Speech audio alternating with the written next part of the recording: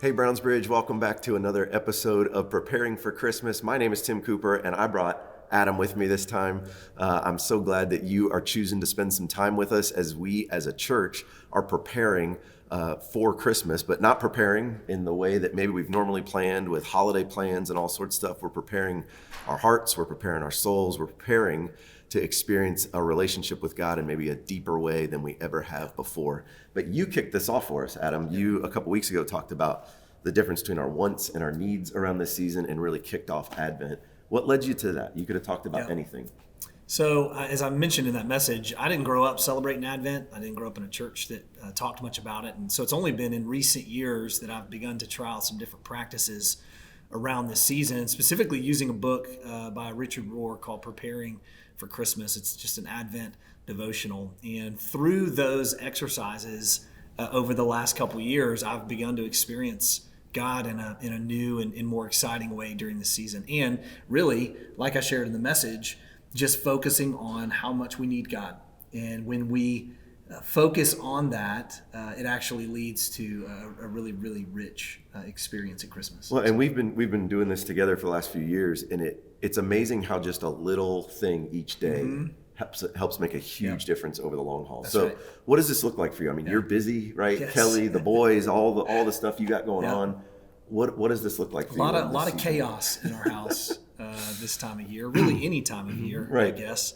But, for me, I'm not a very regimented, disciplined, do the same thing every single day or every single morning. I like variety. I like spontaneity. And so for me, it's just finding a time at some point during the day where I can quiet down, kind of shut out all the other distractions and spend a few minutes reading one of these devotionals or watching one of the videos that you've been creating and take a few moments just to connect with God and remember the reason for the season. So it doesn't look the same for me every day. I know for some people it may, but for me, it's just about finding those few moments where I can get quiet during the day. That's really cool.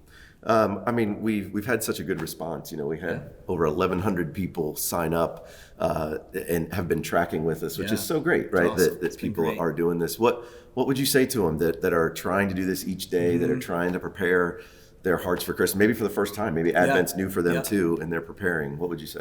I mean, I would just encourage you to keep going.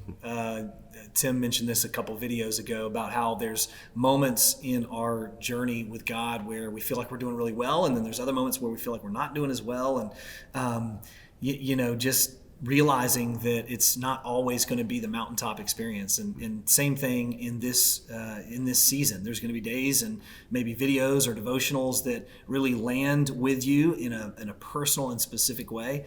And then there's going to be other ones that maybe don't land as personal and specific for you. And so don't let that discourage you. Just keep going in this season, keep pressing in, keep leaning into God, and hopefully He'll meet you in some rich and personal ways. I love that. And we're so glad that you spent some time with us today.